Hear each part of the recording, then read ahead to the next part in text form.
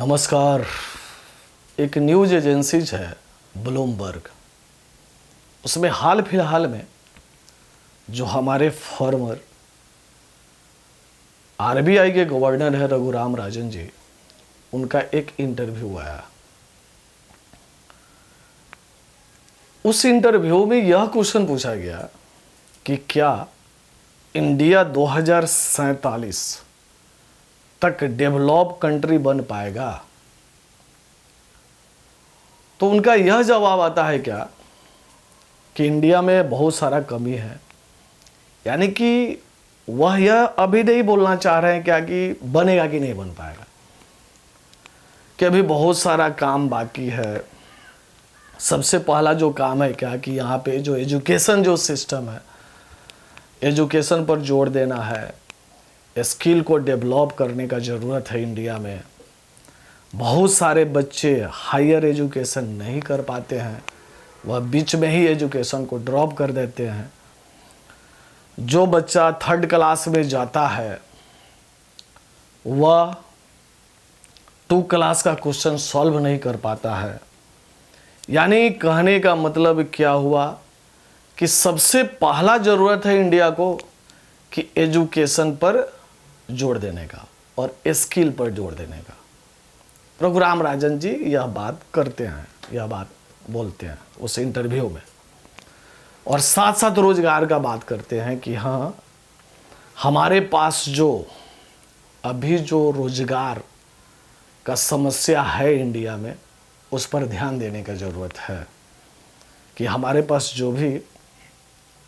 जो वर्कर है, वह युवा वर्कर है, वो बढ़िया काम कर सकते हैं, उनको रोज़गार क्रिएट किया जा सकता है, दिया जाना चाहिए। अब यह आता है और बाद में वह बात बोलते हैं क्या कि 2047 तक इंडिया बिल्कुल डेवलप कंट्री नहीं बन सकता है। इंडिया बिल्कुल डेवलप कंट्री नहीं बन सकता। यहाँ पे जो पॉलिटिशियन है वह हाइप क्रिएट कर रहे हैं, यहाँ के लोग हाइप में जीना चाह रहे हैं। उनका कुछ दिन पहले जीडीपी पर भी स्टेटमेंट आया था कि जीडीपी का ग्रोथ हमारा इतना नहीं रहेगा। बाद में पूरा का पूरा वो ट्रोल हुए थे। और सबसे पहला बात कि हम लोग रघुराम राजन जी के बारे में थोड़ा सा हम लोग जान जाए कि वे आईआईटी पास आउट हैं, उसके बाद आईआईएम से एमबीए किए हैं। और यह सोचिए क्या कि वह एक इकोनॉमिस्ट हैं, तो बिल्कुल इकोनॉमिस्ट नहीं है कि आप जो सोचिए क्या कि उनको इकोनॉमिक्स का बढ़िया ज्ञान है, टेक्निकल नॉलेज है उनको, तो ऐसा कुछ नहीं है। हर टेक्निकल नॉलेज उनको अपने फील्ड का टेक्निकल नॉलेज होगा। और एमबीए किए हैं, आईआईएम से मैनेजमेंट किए हैं, उनके पास वो नॉलेज है। हाँ, वो अपने फील्ड में जैसे हैं। लेकिन आप जो हम लोग यह सोचेंगे क्या कि वे बढ़िया इकोनॉमिस्ट हैं, तो यह हमारे पल्ले नहीं पड़ता। जो वास्तविकता है, चाहे बहुत सारे लोग होंगे जिनको नहीं पल्ले पड़ता हो। अब देखिए, उनसे हम यह क्वेश्चन पूछना चाह रहे हैं रघुराम राजन जी से कि आप जो कह रहे हैं पूरा स्टेट वे में कि इंडिया डेवलप कंट्री नहीं बन सकता, आप किस बेसिस पर यह बात बोल रहे हैं?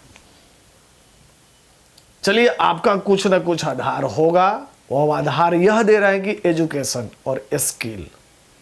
चलिए, बहुत बढ़िया बात। क्या एजुकेशन पहले के सरकार में नहीं मिलता था? पहले के सरकार में भी आईआईटी था। क्या आईआईटी करने वाले कितने व्यक्ति इंडिया में रहकर रोजगार करते थे? पहले का डाटा और आज के डाटा में बहुत सारा अंतर है।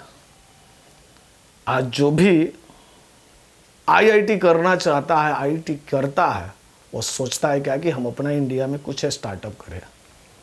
यह तो चेंजिंग हुआ है रघुराम राजन जी, आपको मानना पड़ेगा। और बहुत सारा ऐसा डाटा है जो कि आपको मानना पड़ेगा। दूसरा बात, आप कह रहे हैं कि रोजगार का बात, रोजगार का समस्या आज का समस्या नहीं है, पहले का ही समस्या। पहले सरकार रोजगार के लिए मनरेगा चलाई, आज भी मनरेगा चालू है। आज मनरेगा में कितने लोगों को रोजगार मिलता है?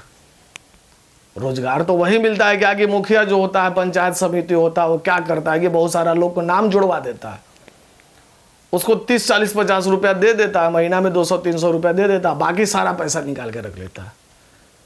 क्या आप देश के लोगों को वही मजदूरी ही करवाना चाह रहे हैं? आज के भी डेट में आप पोखरा ही खुनवाना चाह रहे हैं, जिसको हम लोग गांव देहात के भाषा में गढ़ा बोलते हैं। अब वही गढ़ा खुदवाना चाह रहे हैं, उससे रोजगार मिल जाता है।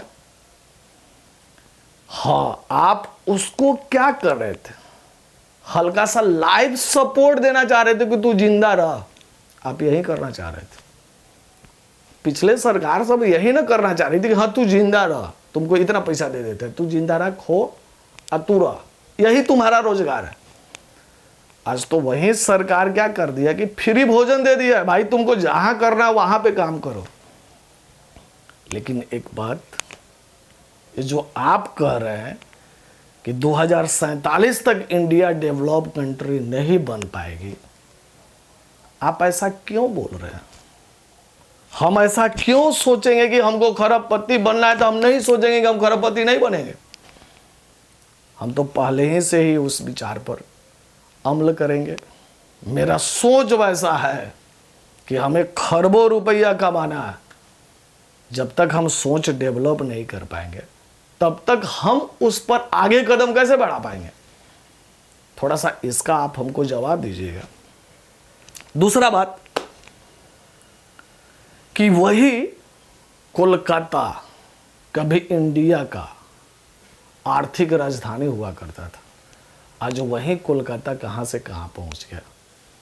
क्या केवल लाइफ सपोर्ट का काम किया गया?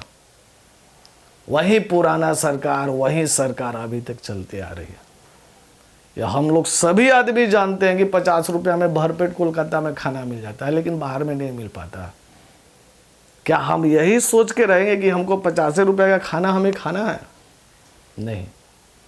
आप जो यह क्वेश्चन कर रहे हैं क्या कि 3 क्लास का जो बच्चा है वह 2 क्लास के क्वेश्चन सॉल्व नहीं कर पाता, तो क्या यह समस्या आज का समस्या है?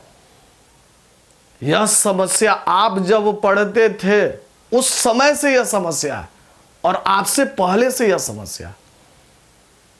और यह समस्या का समाधान ऐसे नहीं हो सकता। इस समस्या का समाधान हमको यह देखना होगा क्या कि बच्चा को किस में ज़्यादा इंटरेस्ट है, वह क्या करना चाहता है। आप सभी को ज़बरदस्ती हायर एजुकेशन आप प्रोवाइड कर दीजिएगा, जिसको नहीं मन है उसको आप कराने लगिएगा। यह सारा का सारा लोग को आप हायर एजुकेटेड बना दीजिएगा, और जिसको नहीं माने, जिसको इंटरेस्ट नहीं है, जिसको अगर खेल में इंटरेस्ट है तो भाई वो खेल खेलेगा। जिसको इंटरेस्ट है दूसरा काम करने में, उसको सिंगिंग में इंटरेस्ट है, उसको अगर आर्ट्स में इंटरेस्ट है, तो क्या उसको भी आप हायर एजुकेशन में ले जाइएगा, उसको भी आईआईटी आप करा दीजिएगा। यह आपका तर्क कहीं से भी हमको सुसंगत नहीं लग रहा। दूसरा बात कि ये जो एजुकेशन सिस्टम है, इस एजुकेशन सिस्टम को चेंज करने का बहुत ज़्यादा ज़रूरत है। और ऐसे सरकार चेंज भी की है, जो न्यू एजुकेशन पॉलिसी लाई है वह बहुत हद तक ठीक की है। धीरे धीरे उसमें इम्प्लीमेंट सरकार करते जाएगी, जो भी इम्प्रूवमेंट का ज़रूरत होगा वह इम्प्रूवमेंट लाते जाएगी। अगर सरकार जो भी सरकार बने तो हमारे समझ से 2047 क्या 2040 तक हमको लगता है क्या कि अचीव किया जा सकता। और जो लोग यह कहते हैं कि 2070-80 मरने के बाद आपको इंडिया डेवलप करेगा, अब ऐसे ही सोच पाल के रखिए।